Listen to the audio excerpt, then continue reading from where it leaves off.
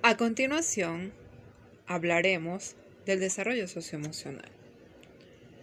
En este punto aprenderemos cómo, desde el momento del nacimiento, creamos nuestra habilidad social, a partir de una serie de experiencias, ensayo y error, donde veremos a continuación lo importante que es la característica del cuidador.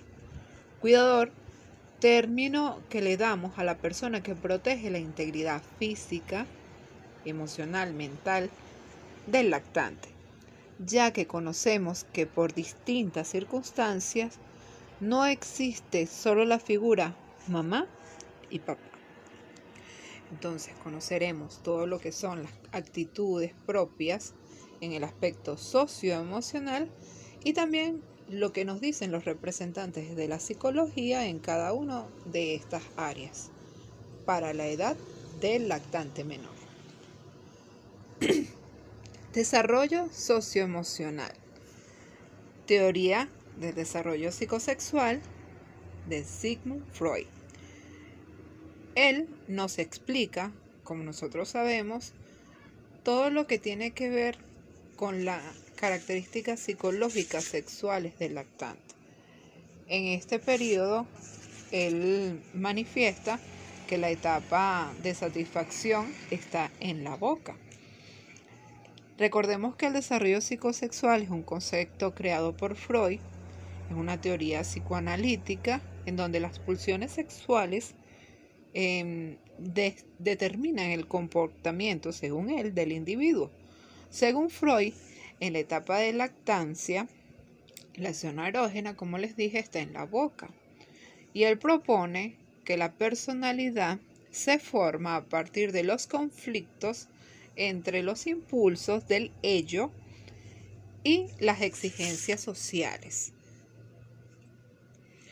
Como les había mencionado, él nos dice que esta etapa está vinculada a la zona erógena de la boca. La llama etapa oral, que va de los 0 a los 18 meses.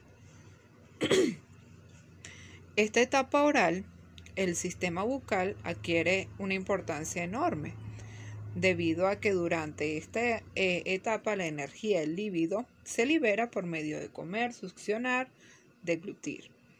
Los niños quieren que no se les prive el alimento. Estos niños constantemente están buscando la satisfacción en el área bucal. Es por eso que existe, como ya lo vieron en el parcial, un proceso de fijación en esta área si ocurre lo que es el exceso de gratificación. ¿Qué es el exceso de gratificación? Es cuando constantemente estamos satisfaciendo esta fase en el niño. Es decir, como vieron en el ejemplo, una mamá que constantemente está lactando al niño porque se mueve, porque llora, porque respira, porque lo vio triste, está dando un exceso de gratificación en esa área. Entonces, esto conlleva a ciertas crisis y estas crisis traen consigo consecuencias en el comportamiento del adulto. Así como existe el exceso de gratificación, existe la poca gratificación. Y la poca gratificación se observa el maltrato, el no satisfacer la alimentación del niño, que se le sea como que negada su satisfacción oral porque creencias de los padres en cuanto a la fijación oral. Por cualquiera exceso o poca gratificación existen fijaciones y estas fijaciones traen problemas como el alcoholismo, el tabaquismo, morderse las uñas, ser excesivamente desordenados con la alimentación, personas que son glotonas, que se alimentan en exceso, ¿ok? El proceso de tartamudez también, o el mutismo selectivo. Existen muchas características que tienen que ver con una crisis en la etapa oral o una fijación en la etapa oral a la edad adulta. Entonces, eso nos explica un poco de cómo esta etapa oral, como habíamos mencionado en ciclo vital, debe ser sanada satisfactoriamente para poder avanzar a la siguiente. Por eso es que cada una de nuestras etapas deben ser resueltas. Luego tenemos a Erik Erikson, que también viene de la teoría psicoanalítica, pero obviamente como muchos no tenían ese feeling, ese vínculo con las teorías sexuales de Freud, él se dedicó, igual que Sullivan más adelante, a solamente las características sociales, mi entorno. Cómo mi entorno me afecta en la elaboración de mi personalidad, en el ser que voy a ser yo socialmente. Entonces, Erik Erikson, que también hizo estudios, igual que Freud, con personas, con su familia, e incluso con su propia vida, ya que él tuvo una vida muy marcada, él nos hablaba de que existen competencias, de que existen como estas habilidades inherentes de la persona para poder avanzar de una etapa a la otra, y que esas etapas iban a estar fuertemente influenciadas por nuestro entorno, por nuestro aspecto social, por cómo nosotros nos desempeñamos en la sociedad. Entonces, él nos trae unas crisis y unas virtudes que se desprenden de esta característica de las teorías psicosocial de Erik Erikson, en donde se presentan las crisis confianza versus desconfianza y la virtud. La virtud es lo que sobresale una vez que se resuelven estas crisis, es la esperanza. Entonces, ¿qué nos indica confianza? Confianza nos indica que obviamente, como estamos hablando de un niño que tiene esta edad de 0 a 12, 18 meses, él se encuentra como que solamente soportado por lo que su entorno le entregue, por lo que su entorno le da. Entonces, él espera en confianza de que sus necesidades sean cubiertas, de que su alimentación sea adecuada, de que el afecto por su madre sea recíproco. Entonces, él se afina en lo que es la confianza. Al no suceder esto y al niño tener problemas de nutrición, de higiene, se presenta la crisis, que sería la desconfianza. El niño es temeroso del mundo, no tiene un vínculo fuerte con su cuidador porque obviamente no está siendo recíproco. Entonces, la virtud no se logra. Pero si se lograra, estaría la esperanza. La esperanza de la virtud es que todas sus necesidades, todos sus deseos, todos sus anhelos sean resueltos y sean realizados satisfactoriamente. Las personas que no logran esto o que tienen en esta categoría también vemos poca gratificación y exceso de gratificación, pueden ser personas que son sumamente desconfiadas. Son personas meticulosas, frustradas, que nunca se sienten satisfechas en sus logros personales porque obviamente no tuvieron esta parte social o esta característica social de inicio, para que vean lo importante que es tener cubiertas estas áreas desde un inicio, que la gente puede pensar que no importa a tan temprana edad, pero sí quedan marcados y existe exceso de gratificación, de confianza de ese padre que te dice, tú puedes, tú lo vas a lograr, mi hijo hermoso, son sumamente consentidos. Eso igual limita al niño a creer en sí mismo, porque solamente cree lo que le dicen sus padres, y aún más cuando le dicen que es el mejor y él está fallando. Esto igual le crea desconfianza. Y exceso de gratificación por poca gratificación sería obviamente todo lo contrario a exceso de gratificación. ¿Por qué? Porque el padre no le brinda los cuidados adecuados, porque el padre no está para él, porque es un niño que no fue deseado. Tantas características que no le crean confianza y obviamente de adulto va a tener todos estos reproches y todas estas conductas negativas, destructivas hasta su entorno. Son estas personas que son sumamente recelosas, desconfiadas, que critican de todo. Posiblemente, según la teoría, tuvieron poca gratificación o exceso de gratificación. Entonces seguimos con Sullivan, también representante de la psicología, que trabajó en el área social, y en esta etapa él nos traía la teoría de las relaciones interpersonales, obviamente también vinculado con las características sociales, nuestro contexto social, nuestro entorno, nuestra familia, nuestra educación, nos motiva o nos crea conflictos, nos crea problemas. Entonces, para esta categoría, para esta etapa de lactante menor, se crea lo que sería la teoría de la lactancia e infancia.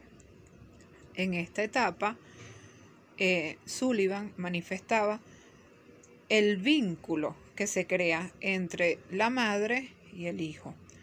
Para Sullivan siempre fue muy importante la figura materna.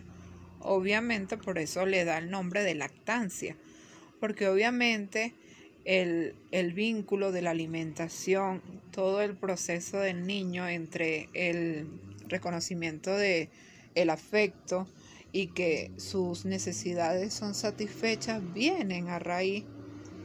Cierta forma tenía vínculo con lo que decía Freud de su satisfacción oral, pero él lo veía no solamente desde el aspecto de placer en la boca, sino de que él estaba creando un vínculo, ¿ok? Y estaba teniendo una buena relación que bajaba sus niveles de ansiedad ante los cuidados de la madre, ante su vinculación con el entorno. Recuerden que el entorno y las características sociales en esta etapa solamente provienen de los cuidados o su vínculo con el cuidador. Entonces, en esta etapa, él nos expresa también que existen unos modos de experimentar el desarrollo de la mente del infante. Para eso crea las experiencias que vamos a hablar a continuación.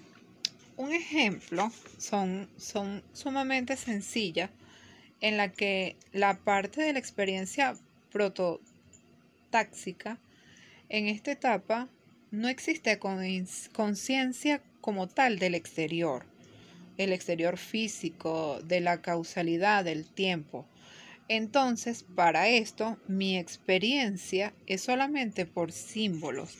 Es una representación muy privada, muy interpersonal del niño con sus emociones.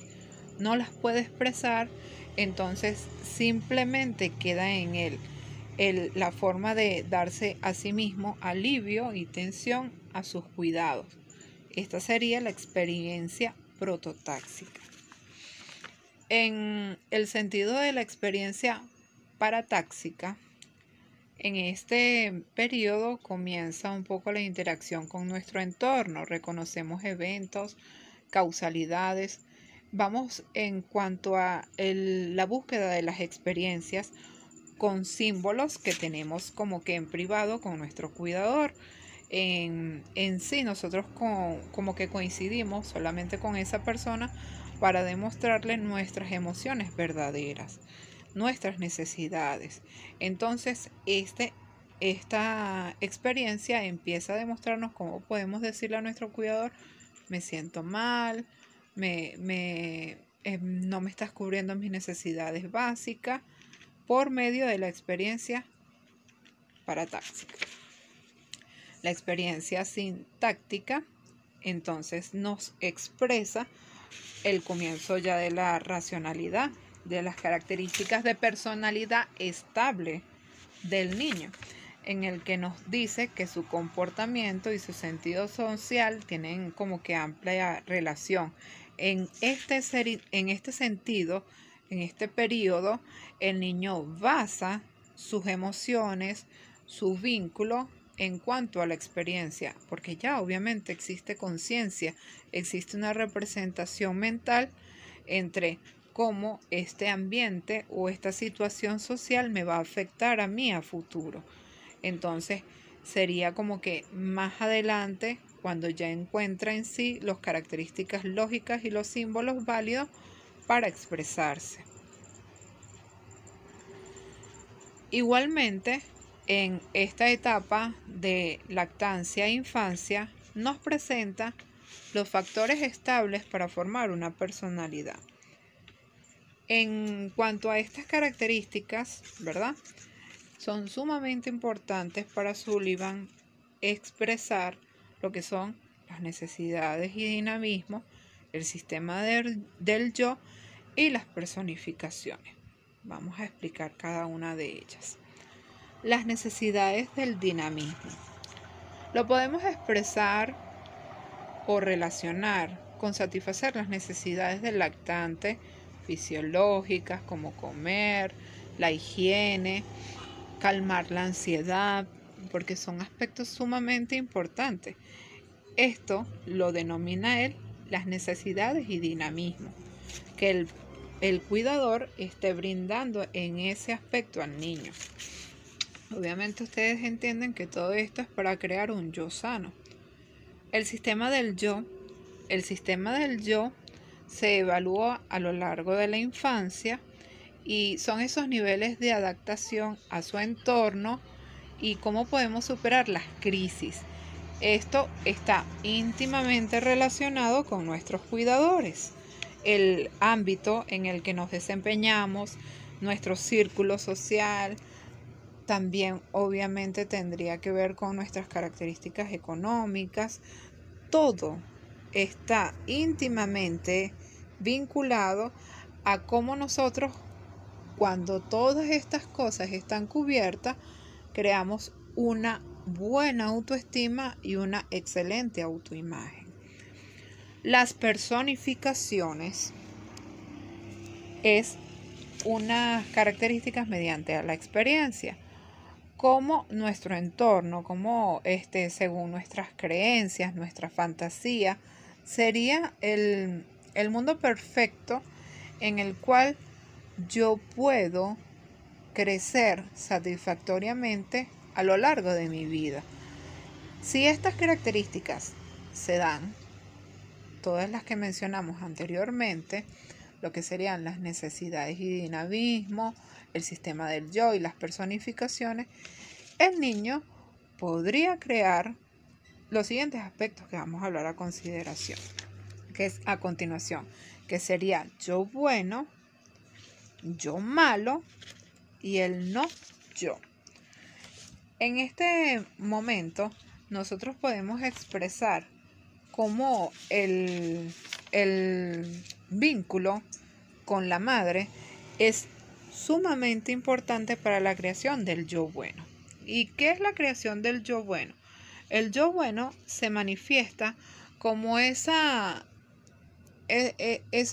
idea irracional y lógica, pero estupenda del niño en el momento en que siente la llegada de la mamá.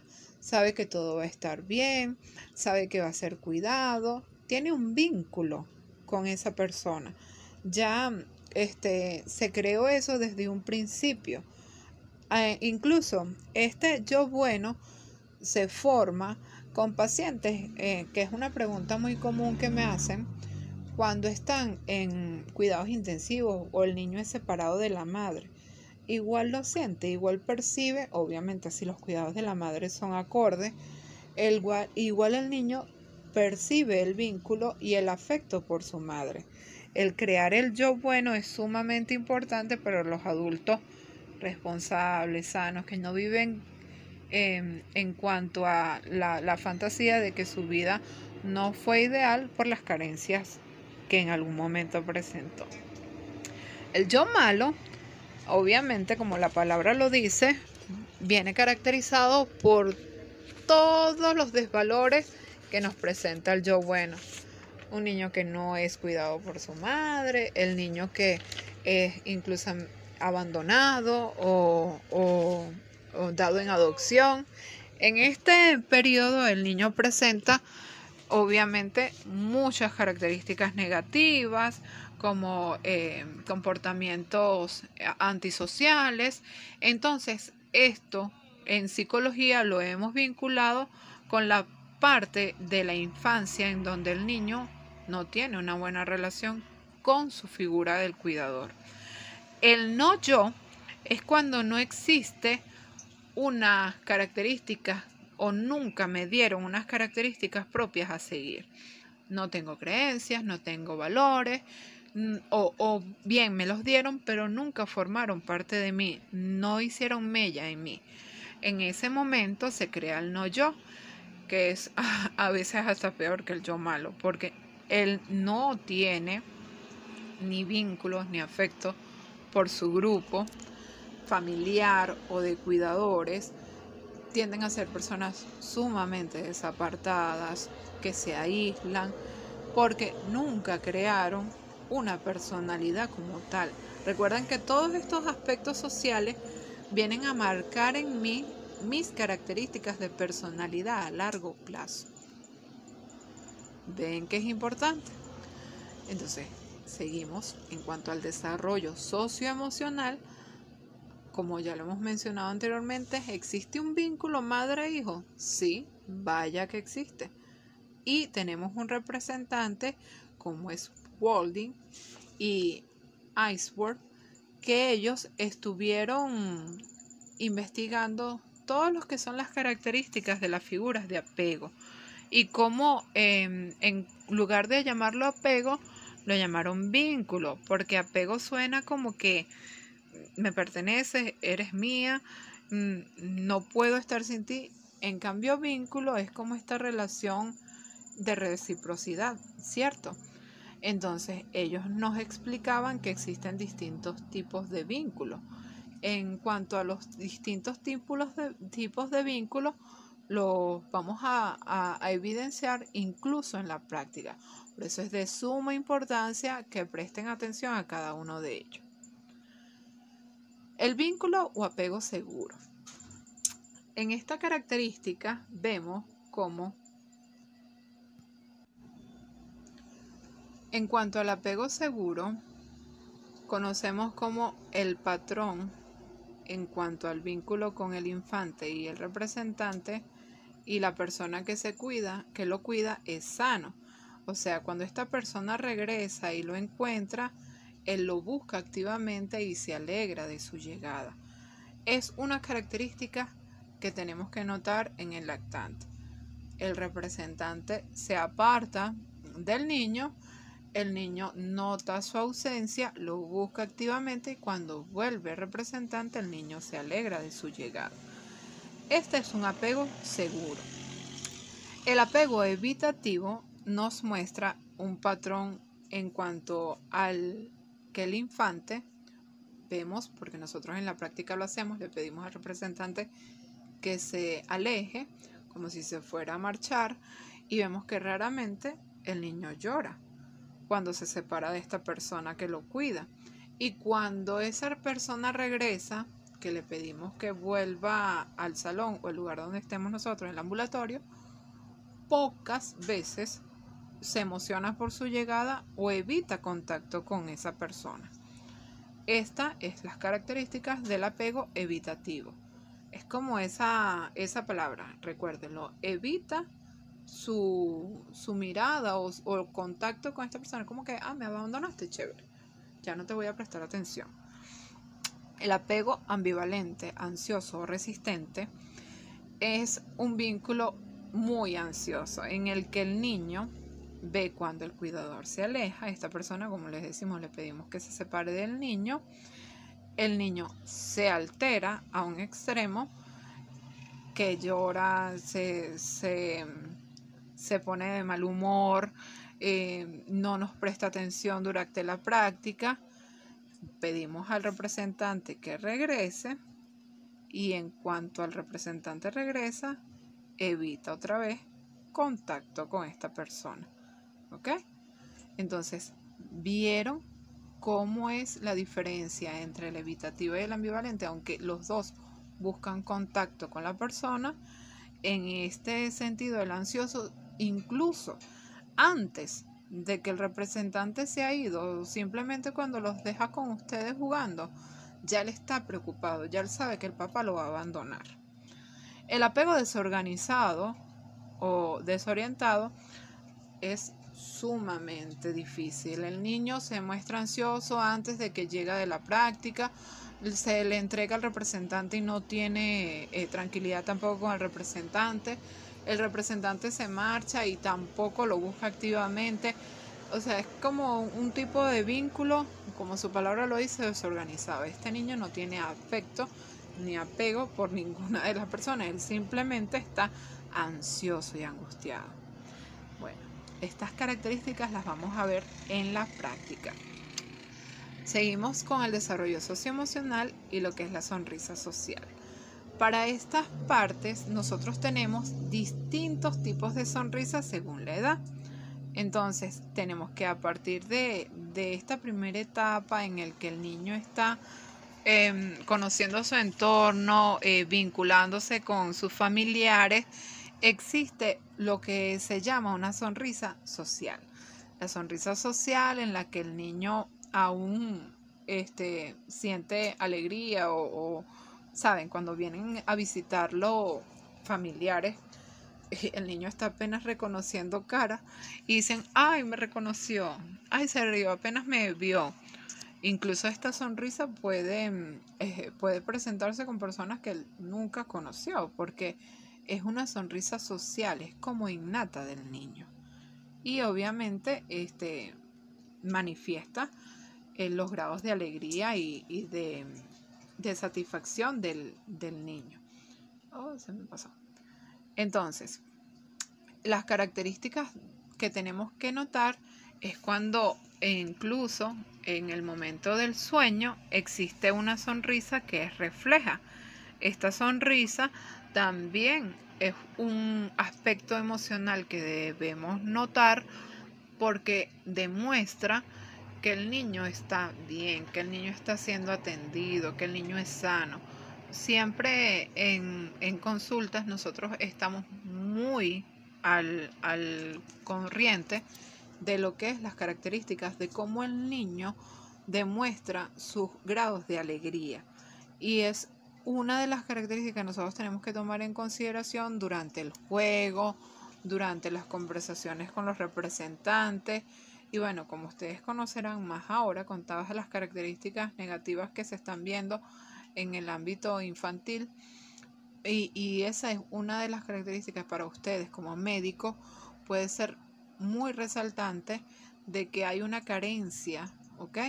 En cuanto al afecto en el grupo familiar, cuando el niño es de características planas, no sonríe, no es afectivo, algo está pasando.